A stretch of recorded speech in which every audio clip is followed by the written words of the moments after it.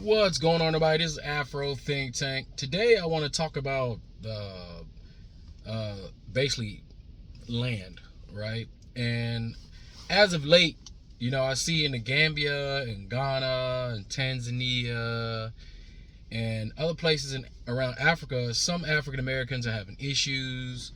They're being robbed, right, by the locals. They're being scammed, land scams, and all these things. And as far as Ghana, I never understood the Ghana thing because you can't buy land in Ghana legally, right?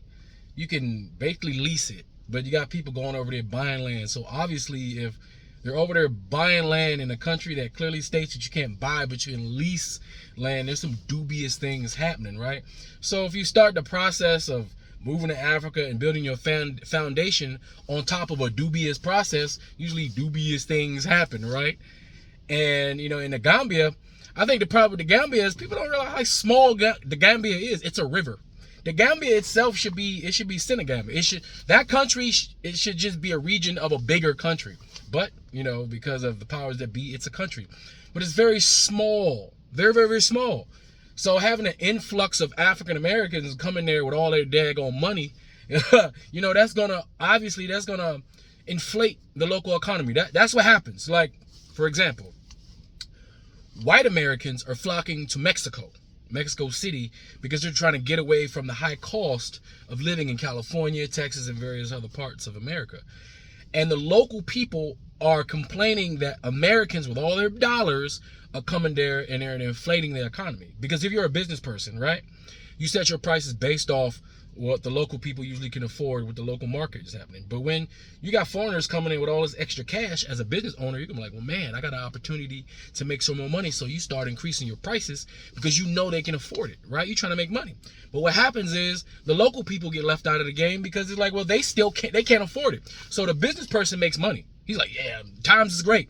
The person renting apartment units, instead of it being like maybe a certain price that a local person can afford, all of a sudden it done got to halfway American prices because they know these Americans can afford it and it's still a good deal for them. So the real estate dude, he banking, right? The businesses are banking, but the local people got to suffer because they can't keep up with the Joneses. You understand? Same thing happens in Africa. It's hard to keep up with the Joneses. And this is something that cannot be avoided when people are immigrating. People with money and means immigrate to places that don't have a lot of money and means. And a lot of this stuff, it's kind of hard to avoid a lot of this stuff. But my suggestion and I'm going to keep saying this, guys, all these issues I see with these, especially women, right? The black women, I see y'all the ones running out here escaping the fastest, right? Y'all like, I'm getting the hell out of here, right? But I truly believe, and I'm not trying to be biased, but I am going to be slightly biased. I truly believe that Nigeria is the place y'all need to go. It is, man, because look, I know our DNA says we got all this other stuff in it, right? I know the rest of West Africa, those are families, right? But if you want to go home, go to Nigeria. Because here's the thing, 9 times out of 10, you go to the Gambia, you might not even be connected to that Wolof tribe. You might not be connected to those tribes up on the northern part of Western Africa, right? Or you may have a very distant connection with them, right? They're not going to look at you. They don't have a history like Nigeria and Ghana have a history of mass transatlantic slavery. They don't have, I mean, they have it, but not as deep and thick as these countries where we act, these places, these geographical locations that we're actually from, right? So they may see you as, oh, you're black, you're African, but at the same time, you may have to deal with a little bit of tribalism, right? Because you're not part of their tribe. And like some people say, they have issues with each other. So what makes you think that you're going to go in there and not have any issues when it comes to certain things? Especially when a lot of African Americans who don't know the system, you may get duped by somebody who say they selling land, right? Just look at it from their perspective. You go in there thinking, oh, I got a reputable person. I'm about to buy some land. Ooh, look at this beautiful land. There's no on it. It's free. You go through the motions. You go through the process that you think is a legitimate process to purchase the land, and then come to find out, you just bought somebody's land that been in somebody's family for 100-something years, and more than that. And then they didn't even know that the land was sold. There's a dispute there, right? And so that caused a lot of problems, and it's not a good look. right? And when you got places that don't like actually sell land and it's all leased, and you buying land, first of all, you're doing something dubious. You're working with somebody that's taking advantage of you because you don't know the system. And then you got somebody else who their only means of wealth is that land that they have, and you just took it from them. It's like, what the hell? You know, I'm gonna have an issue with you, right? That's why and you're not part of their like tribe or nothing like that. Like, oh man, right? Now people will say, well, they don't say nothing when the Chinese come in there and do it. They don't say nothing when the Lebanese come in and do it. They don't say nothing when that good white man come in there and do it, which is true, right? For the most part, right? It's true. But those people still be like, damn, y'all took my land. Like, that's still a factor. The people are still like, you know, y'all took my man. But usually when the Chinese and the Lebanese and the white people go in there, it's usually massive corporations. They got enough money to pay for security, got enough money to pay off anybody they need to pay off. And they can provide security because they got enough money to get private security or get contractors to make sure that their assets are protected, right? So they have to deal with criminal elements because they have private security that will go and deal with that criminal element for them. Or they hook up with the local law enforcement, and local law enforcement will make sure that criminal element stays away from that place. You go mess with them places, but you stay away from that place or else, right? That's how it works, right? But in Nigeria, you see in Nigeria, they know you belong to them. So when you get to Nigeria, what you experience is you won't get the tribalism for African American Nigeria. What it is they will say you belong to them. It's more of a them claiming you situation, right? Like me. Clearly I look like an Igbo. Clearly I'm Igbo. I know I'm Igbo. Even though I'm a Yoruba chief, right? Accepted by the Yoruba tribe in Yoruba land. I know I'm Igbo for a fact. I know I got Yoruba in me, but I know majority is Igbo. Come on, like, let's go, right? For those who know, I look just like there's an Igbo actor I look just like we're like twins, right? Everybody tell me that all the time, right? If you go to Nigeria, if Nigeria did a better job at promoting its regular society, you would see that there's basically no difference in phenotypical looks that from an African American, any various types of African Americans, from light skin to dark skin to Nigeria. And that's literally, you just can't, there's no way to tell until they open their mouth. It's just no way. But when you go to Nigeria, the element of tribalism is not going to affect you because you'll be accepted. It don't even matter. Honestly, even if you go to the north, you'll be accepted by the Hausa, by the Fulani. You'll get accepted by everybody's going to be like, you belong to me. You look like me. You look like my cousin. You look like so you won't have the outsider thing. They may call you Oyibo, which means foreigner. Right? It's a different interpretation. They're not calling you white. They know you're black, but Oyibo means foreigner. That's how they're saying it, right? Right? But they 100% will accept you. And in Nigeria, you can actually buy land. There's not no 100 lease. It's you buy the land, you own the land. It's simple. The process is just like the process in America. Very easy to read. The English is very easy to read. It's kind of the Queen's English, so they use words that we don't necessarily use all the time, but you can understand it, right? You just put your, hear ye, therefore thy shalt, you are the owner of this thy land. You gotta get like that. But that's the way they kind of speak it. But in Nigeria, you buy land. And in Nigeria, when you purchase, if you purchase it properly through reputable companies, there's reputable companies, they have websites, they have main offices in towns you can go into. You can know for sure that you're dealing with a reputable company that's not gonna, dupe you. You got lawyers, you got land surveyors, you got all this stuff there available to use. I just had a land surveyor take a look of some of my land that I didn't tell y'all about, and it took him a week to do it because there's a whole lot of land. I'll talk about that at another day when I can do something with it. Because right now I got it, but I can't do nothing with it. I don't even want to tell you how much I got, because if I do, there might be 1,000 goddamn videos out on me, and that put the pressure. Look, I can't do nothing with it right now. First thing first, I had to get it right. But everything in Nigeria, you can rest assured that they're gonna do it. You can get it done legally. Now, are there dubious elements in Nigeria? Yes. Can you be robbed in Nigeria and all that stuff? Yes, just like you can be robbed in any country, anywhere. City rules still apply. If you're a city person, if you know how to move about New York, you can move about Lagos. If you know how to move about DC, Detroit, you can move about Lagos. Same rules apply in places where there's black people, in big cities and dense populations, and it's the same rules apply. If you're from North Carolina, you're from the country, you're from Texas, You know, from any part, Mississippi, the countryside of Nigeria, same rules apply. Y'all know how they do in the country? That's how they do in the country. All the respect, community means everything, your word means everything. You know, it's the same rules apply. It works for us. You will find that in Nigeria, African American, the way you know how aggressive we are? You ever notice how they say Nigerians are loud and aggressive? You ever notice how they say African Americans are loud and aggressive? I wonder why. Because we're the same people. We got the same mental, let's get it done, let's do it. Let's do this, I don't play no games, I don't mince my words. That's Nigeria. So that's why when sometimes you hear Nigerians, when they see us talk and be, you know, in our African American spirit, they'll say, oh, you must got some Nigerian in you. They can see it because they recognize their culture in us, right? And when I go there, I recognize my culture in them, right? You ever notice how loud Jamaican, like when you see Jamaicans, they talking, it's like a fight, right? You think they fighting, but they really just having a conversation, right? You hear Dominicans yelling and shit. You be like, are y'all about to get in a fight? But they really just having a regular conversation. You hear African Americans on the bus talking loud and shit. Everybody mad. Damn, African Americans, they always loud on the bus and rude and all that. That's what people always say about us, right? But that's just how we are. We just loud. And you ever hear Nigerians talk? You think they having a whole full-blown fight. It's about to go down. But they really just having a conversation. That's how we are. We're loud, boisterous, aggressive, a matter of fact, we don't hold our tongue type of people. You could almost look at the actions of an African American and say that gotta be Nigerian. The whole attitude of Nigerians and African Americans is so similar. Why do you think we're so prominent? Our two groups are so prominent. An African American ain't nothing but the freaking advanced party that was forced to come over here from Nigeria, from the area of Nigeria.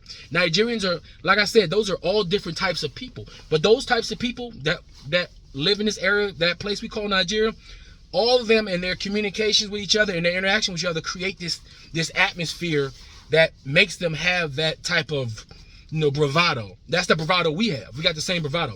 And I guarantee you, you do the DNA of a Nigerian, right? You do the DNA of a Nigerian, I bet you it will be similar to the DNA of an African American minus the European element.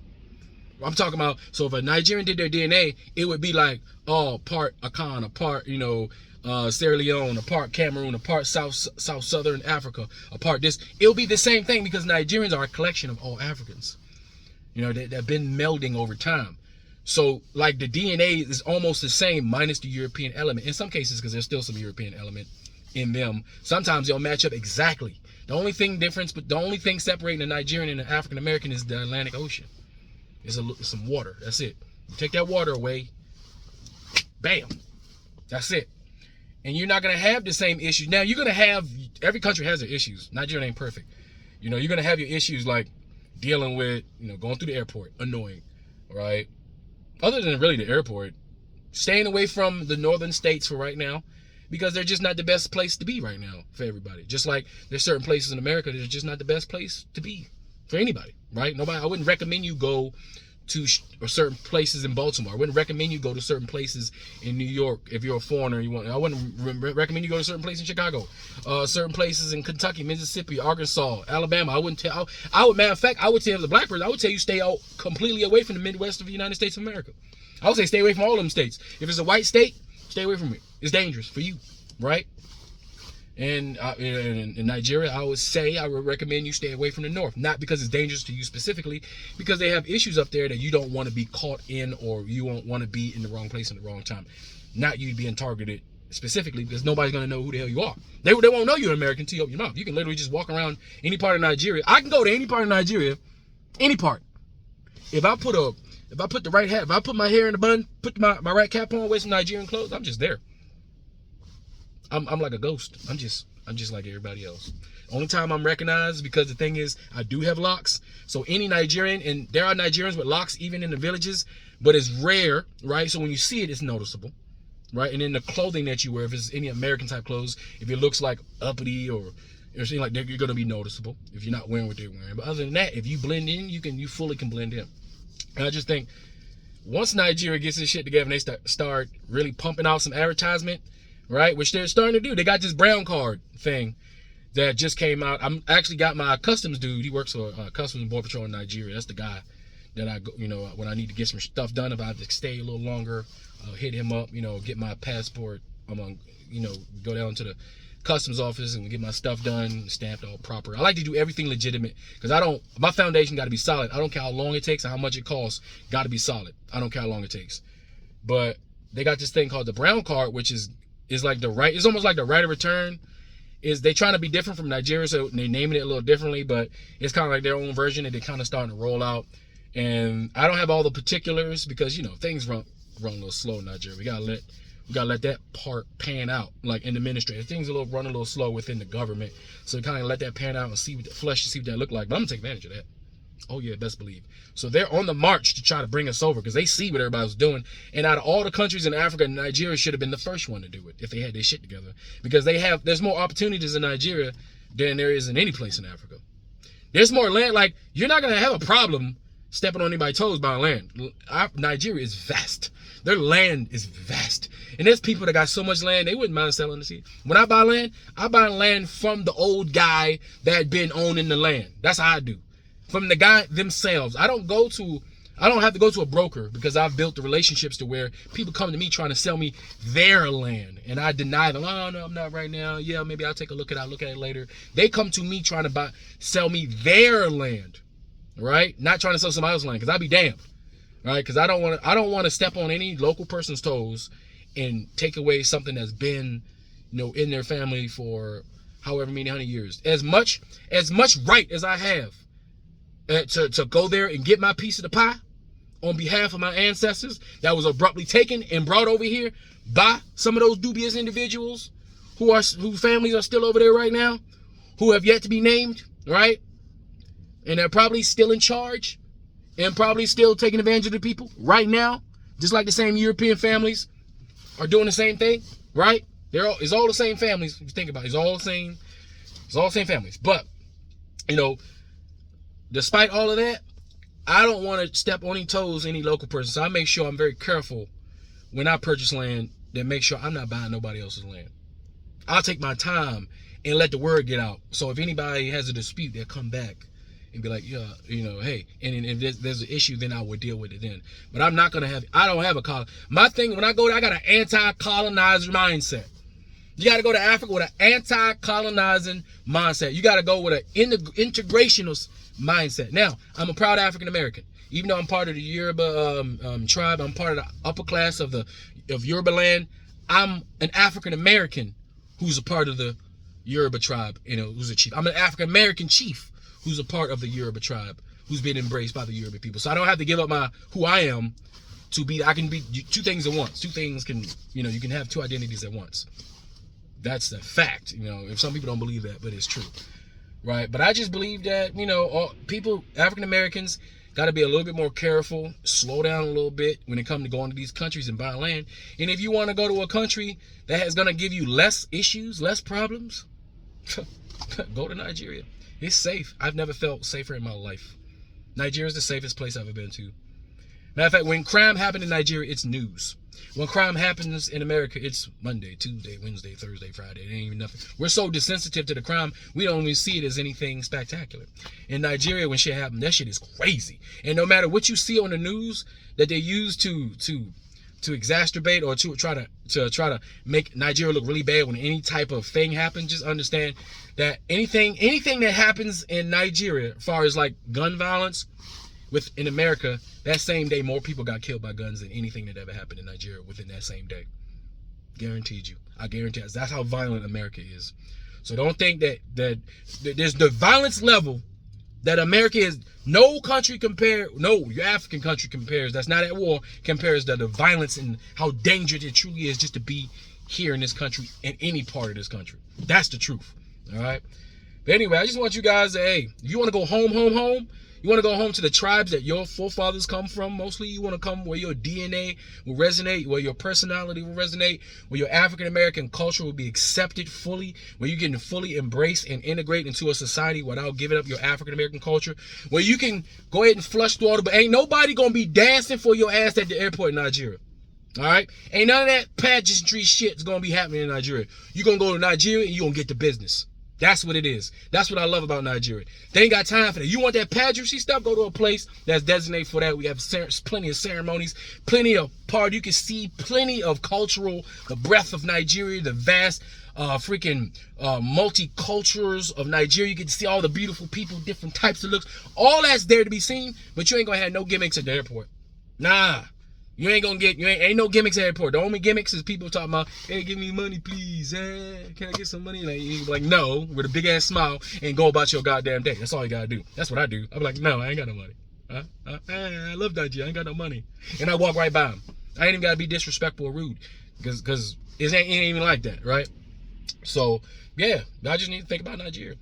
You're gonna have half the problems y'all got in these other countries because they know you belong to them. So that's one out the way. Your personality matches with theirs. That's another thing out the way. Land you can actually buy and purchase. That's another issue out the way. And then all you gotta do is deal with all the rest of the issues that come with trying to do business internationally. All right? So anyway, that's all I got to say for now, guys. Afro Think Tank. Learn something, teach something. I'm out.